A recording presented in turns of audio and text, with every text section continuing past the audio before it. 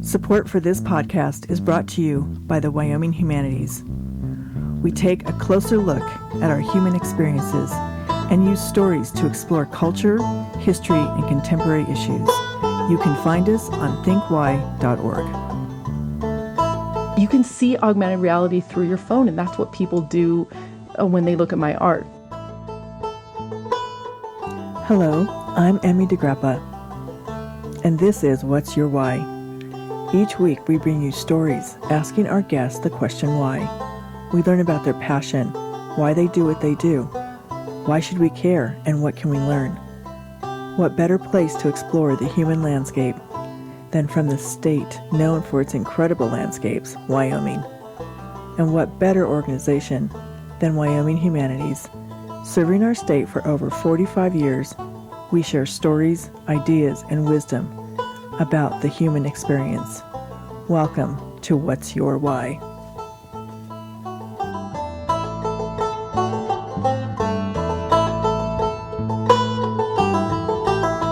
Today, we are talking to Zenka. Zenka is a Los Angeles-based artist who makes art for the galactic age. Welcome, Zenka. Thank you. And more specifically, she is an artist that does augmented reality art. That's right. Augmented reality art. Define augmented reality, first of all. Sure. It's a very new technology that people are working very hard to make happen. It is basically where you can take your cell phone or a tablet or even a headset. You put it on and you can see virtual objects on top of the real world.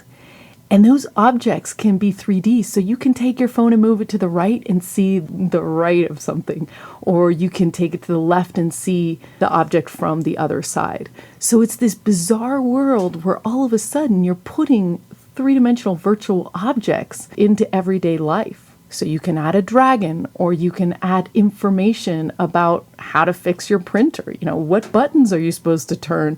It's signaling an age where we are going to be gesturing with our computers. We're going to be talking to our computers. The idea of a mouse is going to go away. You're going to just grab into the air information. You're going to organize your computer the way you want. You want a screen here? Put it there. You want to move a screen there? Put it there.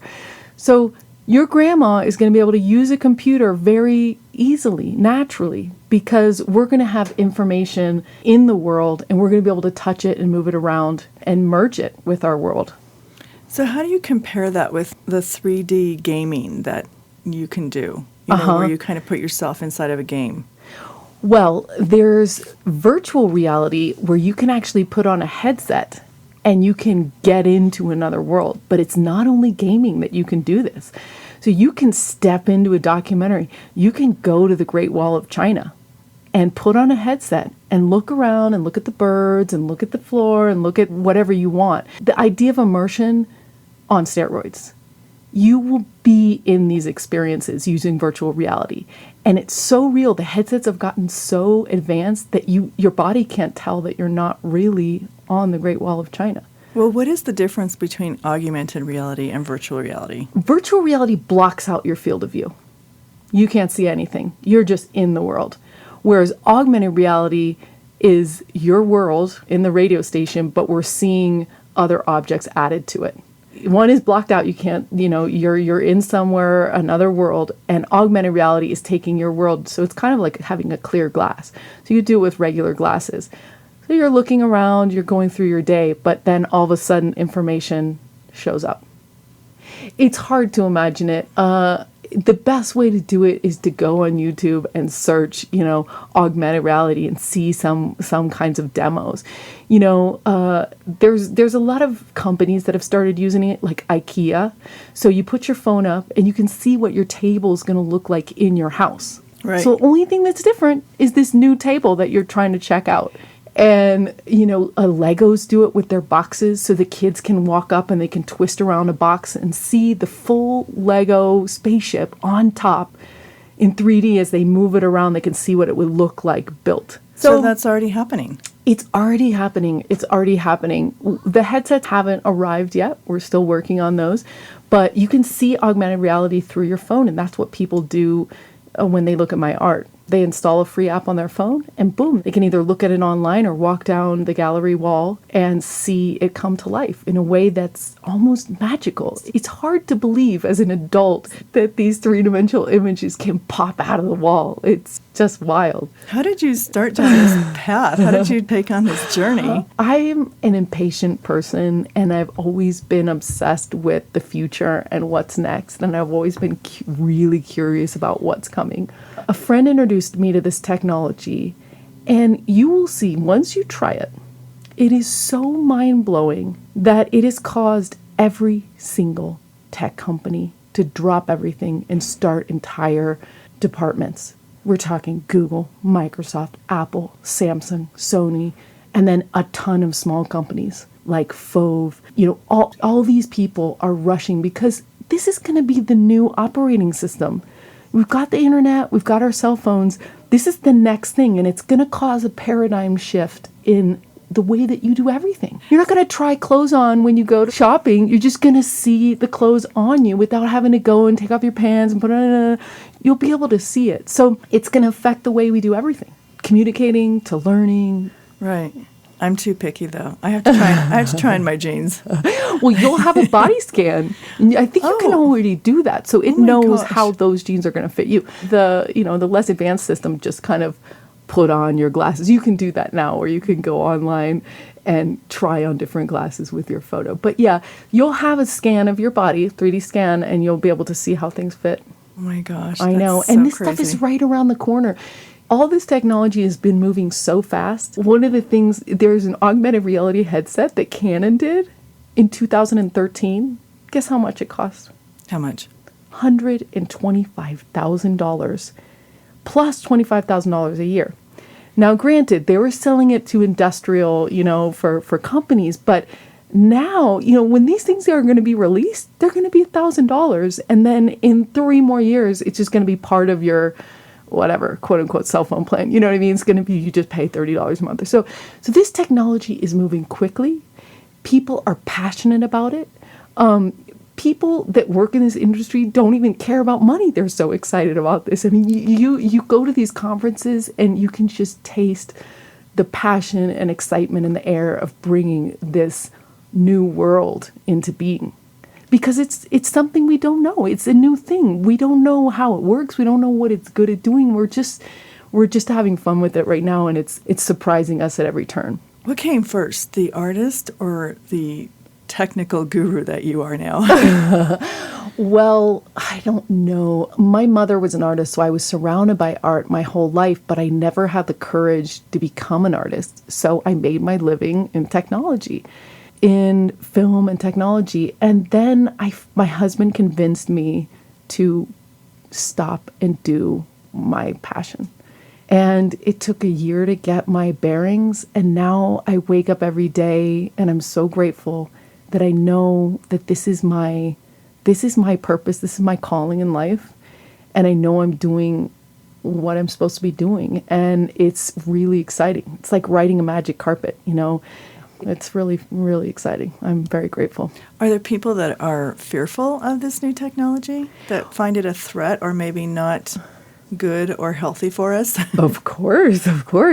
When radio came out, it was like, oh, this is terrible. It's going to ruin everything, That is one of the things that I want to study in this next year. I believe the world is getting better, but a lot of people think the world is getting worse. And it's in part because humans have this innate fear of change because it's unknown. I'm scared of the unknown. I'm scared of new things. I mean, we're all kind of scared of new things because we don't know what to expect. But we're living in an extraordinary, extraordinary moment in history where change is going to be part of our lives. Fortunately or unfortunately, we're living in a world of change, and it's just going to be moving more and more quickly. We have to learn how to be curious about change. And one of the things that I've learned about virtual reality is that it's surprising us. When you put on a virtual reality headset and you put someone into an experience that they've never had, maybe you're putting them in another culture, maybe you're changing their gender, maybe you're sending them to another country, they feel compassionate. It's like getting to live in someone else's shoes. And that's what we've always tried to do in storytelling. That's what we do in storytelling, in books and movies and whatever. So this takes it to a deeper level, and it's causing people to feel very empathetic and compassionate. And I think that that's an important part of the world today, is finding compassion in our lives toward people that are different, because we've got one planet, and we've got a lot of people with different customs and cultures and ideas. And our ability to build that compassion is one of the things that's important. Virtual reality is already being used in the United Nations to change the votes on the refugee crisis. Oh, really? Yeah, it's being used to change laws about solitary confinement. It's being used to train policemen to understand these situations that happen really quickly. And it's being used to train everyday people of how these things happen. One of the exciting things is that these cameras, virtual reality cameras, are $100. The cheapest ones are $100. That's one of the beautiful things about technology changing, is that everything gets cheaper. And you and I can write a book and publish it. You and I can make a mini movie and put it on YouTube. You and I can do all these cool things. And you and I are going to be able to share experiences.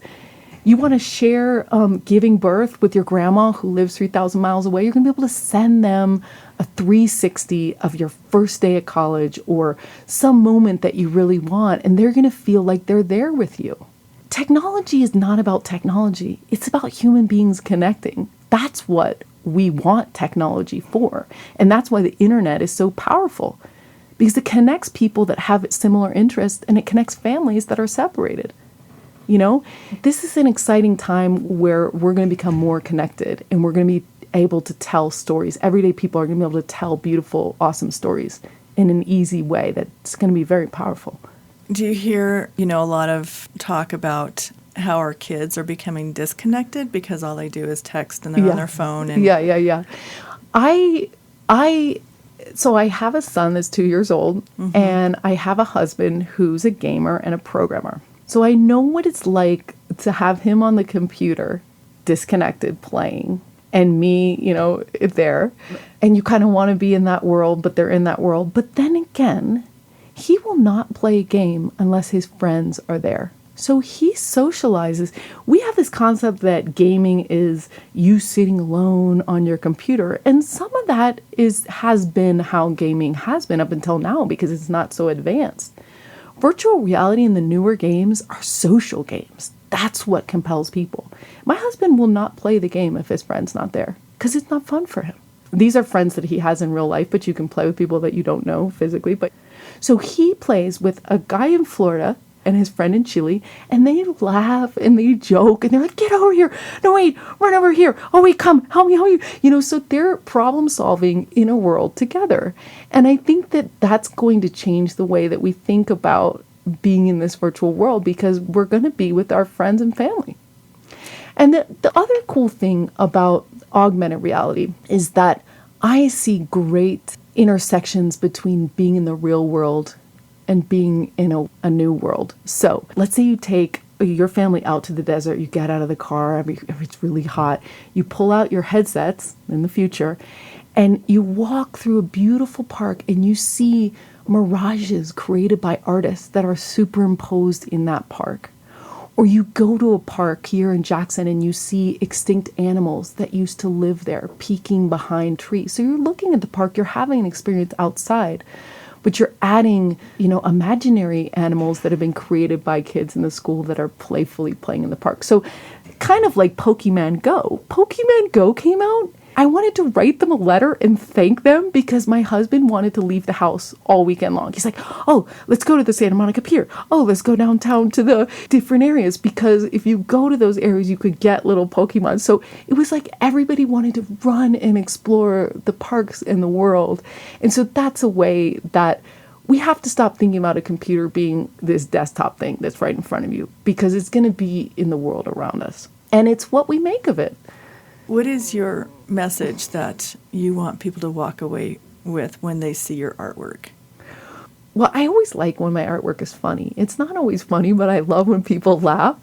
My street art has to do a lot with where we are in time and talking about why the world is getting better and why we're so unique living in the time that we're living now.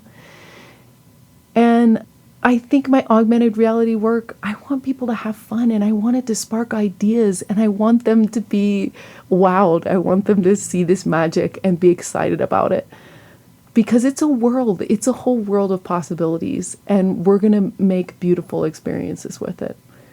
And so just the everyday person will be able to create their own augmented reality. They'll be able to create a piece of artwork or... Yeah, how will they do that? Yeah, so this week I went to the high schools in Jackson Hole, and I taught a 2-hour workshop, and they all walked away with a piece that they created. You remember websites where you needed to have a programmer to program your website? It's like major situation. Now you can log on to WordPress and kind of move things around and create your own pages, right? It's getting easier to do stuff for everyday people. And augmented reality is the same way. If you go to erasma.com, they make it easy to do something fun on your phone or do something fun online and share it with someone. So it's just going to get easier and easier. People are making tools for people to express themselves in new ways. And you don't have to be a genius programmer anymore. And that's what's so exciting. Well, describe some of the finished products that kids walked away with. Right. Well, so the idea was that we were going to redefine the portrait, the self-portrait. People had a picture of themselves that they took, and then with augmented reality, they were going to reveal something personal about their lives, about who they were, and show us another side of them. And they created the most amazing, well thought out, beautiful things. Because that's one thing. I mean, you can't just throw technology at an idea and have it be good. I mean, 3D movies, I'm not going to pay for a 3D movie. It's not worth it. So just having technology is not enough. These guys thought about what they wanted to reveal, and they did experiences from their childhood where they'd be sitting in a park as a child, a picture that their parents had found that was black and white, and then they took a same picture of them as an adult and they were standing there. Or it was them standing there with a volcano that was suddenly exploding in the background, you know what I mean? Or they would completely change their hair and the way they looked and the way they presented themselves to the world. So it showed their hobbies, it showed their ideas, it showed the way that they thought about their image and themselves. Oh my gosh. I was blown away. I loved it. I want to take one of your classes. Excellent. Yeah. I don't know if I'll have time. When do you leave? I leave on Sunday, but I'll be back next year to go even deeper into this technology. And since we've taught a bunch of people how to use this, and really, I mean, we live in a day and age where you have a personal tutor. You go on Google and you say, how do I do X, Y, Z? And your personal tutor says, okay, do you want a video? Do you want a web page? Come along, I'll show you. You know, that's the world we're living in, and it's really fun. So if you roll up your, sleeves and sit down in front of a computer, you can figure it out. And Erasma will walk you through it as well. Just my final thoughts about this is you have to physically go to a job to make your money every day, whatever. How do you think that's going to change how we work, how we do real work, how we're productive? I think technology is coming in to help us, more people, become their own boss. It's hard to be your own boss. You have to be disciplined, but it can be fun as well. So you look at software, decentralized software, for example, Airbnb. I don't know if you're familiar with that, but it's a way that you can rent out your room, your couch, your whole house. Some people go to stay with their friend. It's a simple system that anybody from anywhere in the world can use to make an income. Same with Uber. I mean, Uber is really big in LA. So students need a second job. They can drive people around in their car, and then their kid gets sick. They don't have to call their boss and tell them they can't come in. They just don't show up. It doesn't matter. It's the software enables them to show up when they need to show up, work when they want to work, and it just plugs them in when they want to go. I mean, we've already seen how telecommuting is a wonderful thing. I mean, virtual reality and augmented reality will make that even better. So my husband works from home, but he's on video chat with 5 different engineers. and they're all working, collaborating together. This whole idea of location and being somewhere is going to go away. Things change and you say, oh, well, we can't lose jobs if we change this. We're just going to make new jobs. I mean, we've already gone through incredible transformations. Hopefully, we'll be working less in the world. I mean, like, it pains me to see all of us working so many hours a week to pay our bills when life slips away from us. You know, in Argentina, I lived in Argentina for 10 years, and they have a lot more federal holidays kind of sprinkled throughout the year.